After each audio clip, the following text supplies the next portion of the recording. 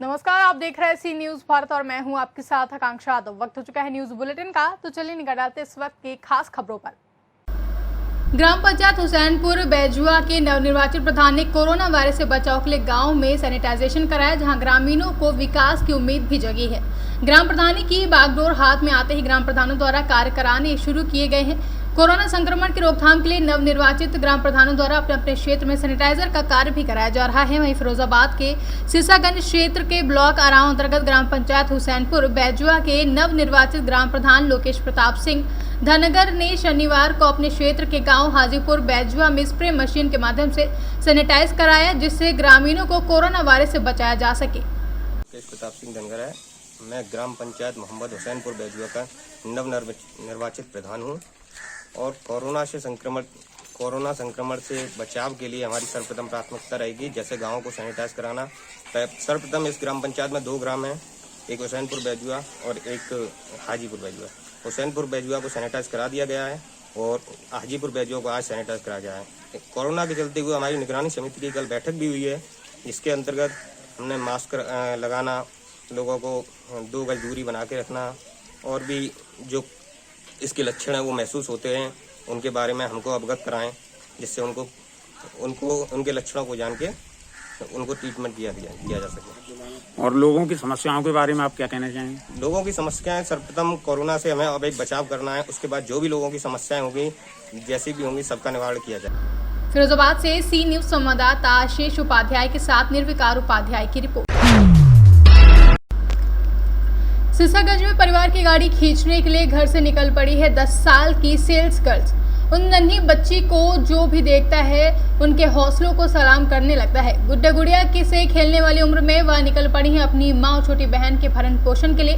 10 साल की नन्ही आशी को उसकी छोटी सी बच्ची साइकिल पर जो भी देखता है देखकर हैरान रह जाता है। सीसागंज से शिकोहाबाद तक वह अपनी इस नन्ही सी साइकिल पर सफर करते हुए LED बल्ब बेचने का काम कर रही है। सीसागंज के हैवतपुर रोड पर किराए के मकान में रहने वाली यह बच्ची अपने तंग हालात से ना तो परेशान है और ना ही हैरान। कुछ समय पहले उसके पिता ने उसकी मां को छोड़ दिया था। अकेली मां को बेसहारा देख बच्ची ने इस छोटी सी उम्र में आत्मनिर्भर बनने का फैसला लिया और सेल्स गर्ल्स बनकर निकल पड़ी है बाजार में। कुछ दिन पहले शिकोहाबाद के एक पुलिस अधिकारी ने इस बच्ची की मेहनत से प्रभावित होकर उसे गोद लेने का ऐलान किया था और कहा था कि इस बच्ची की पढ़ाई का पूरा जिम्मा मैं उठाऊंगा, लेकिन वह अधिकारी बच्ची को वादा करने के बाद शायद भूल गए हैं। बहरहाल यह नन्ही बच्ची अपने नन्हे कदमों, नन्ही साइकिल के साथ बड़ा हौसला लेकर आत्मनिर्भरता की नींव को मजबूत करने में लगी हुई है।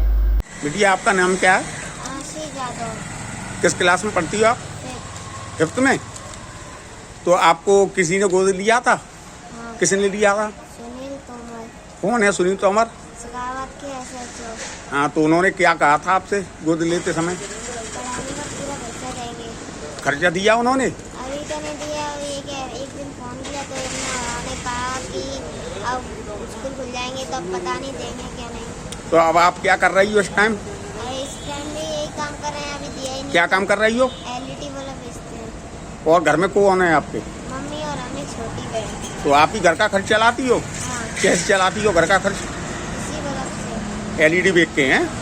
और कोई वो नहीं है आपके पास कमाने का जरिया? ये तो हमको नहीं पता। ये तो मम्मी क्या करती हैं आपकी? यही काम। और कौन है घर में? बस ये 3 लोग हैं। बस। तो उन्होंने अभी कोई खर्चा नहीं दिया है आपको? अभी एक कह रहे थे।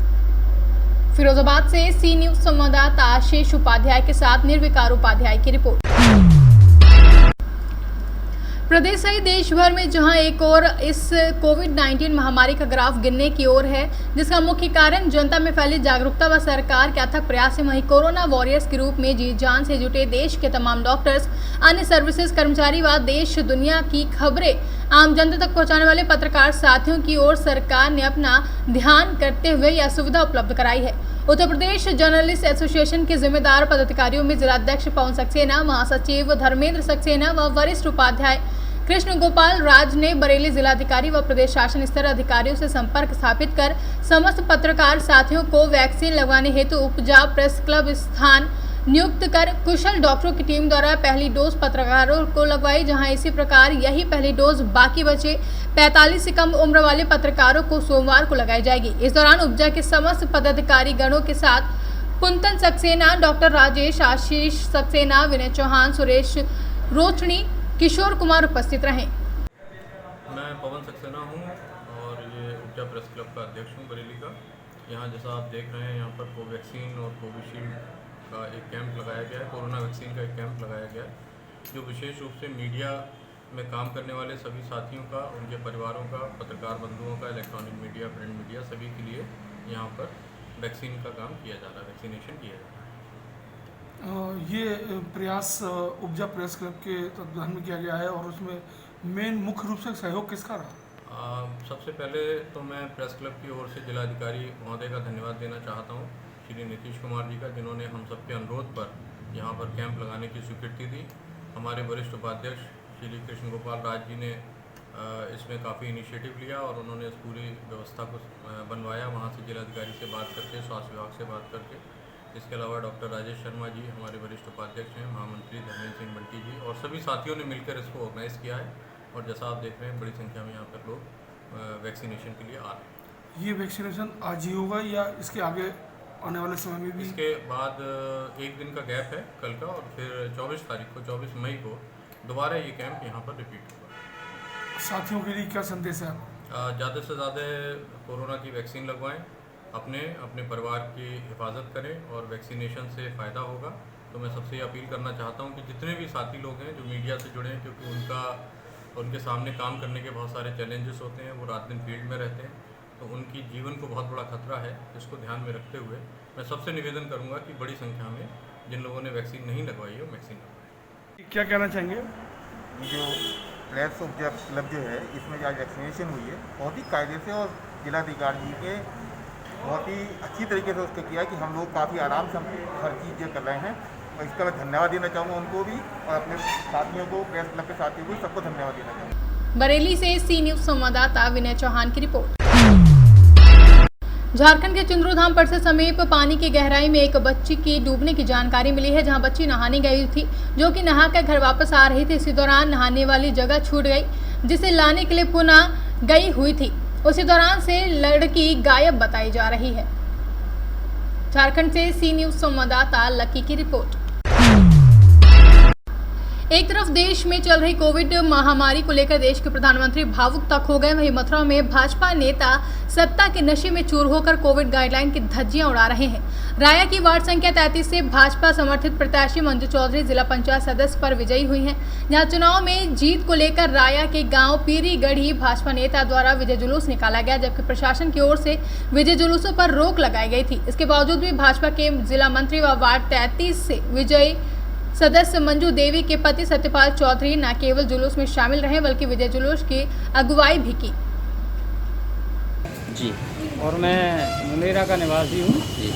कल हमारे गांव में के पीरीगढ़ी में और वार्ड नंबर 33 के जिला पंचायत सदस्य सत्यपाल सिंह ने जी और सरकार की गाइडलाइन का उल्लंघन किया। करीब 200-400 आदमियों के साथ विजय जुलूस निकाला, नारे लगाए और किसी के पास कोई मास्क नहीं था और सोशल डिस्टेंस का किया है। और जब कोरोना काल चल रहा है और बड़ी असुविधा पैदा की है, गांव में माहौल खराब किया। सरकार से क्या उम्मीद चाहते हैं आप? ऐसे आदमियों के खिलाफ कानूनी कार्रवाई होनी चाहिए। मथुरा से सी न्यूज़ संवाददाता जितेंद्र सिंह चौधरी के साथ कैमरा पर्सन निशांत कटारा की रिपोर्ट। फिलहाल के लिए न्यूज़ बुलेटिन में बस इतना ही। देश और दुनिया की तमाम बड़ी खबरों के लिए देखते रहें सी न्यूज़ भारत।